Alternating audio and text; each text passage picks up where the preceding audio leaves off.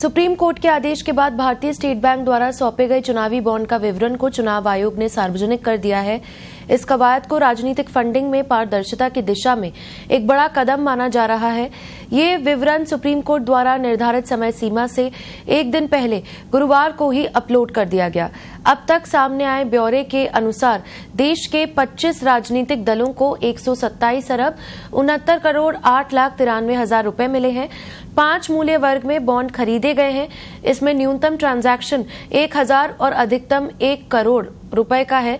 बाकी 10,000, 1 लाख और 10 लाख रुपए के मूल्य वर्ग में बॉन्ड खरीदे गए।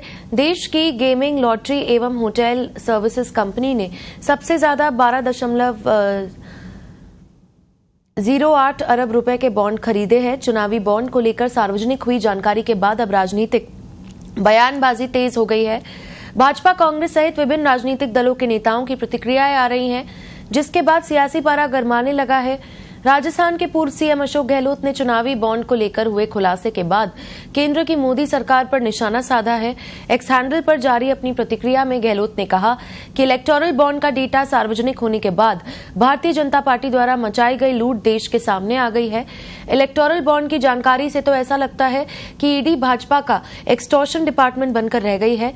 गहलोत ने आगे कहा कि जिन कंपनियों पर केंद्रीय एजेंसियों ने छापे मारे, उन्होंने ही भाजपा को इलेक्टोरल बॉन्ड से चंदा दिया और उन पर चल रही कार्रवाई रुक गई।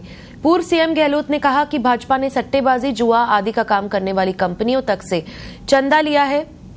ये ही भाजपा के चरित्र का सत्यापन है।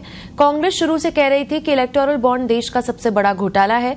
अब ये देश के सामने आ गया है कि भाजपा देश की सबसे भ्रष्ट पार्टी है, जिसने भ्रष्टाचार का सरकारीकरण कर दिया है।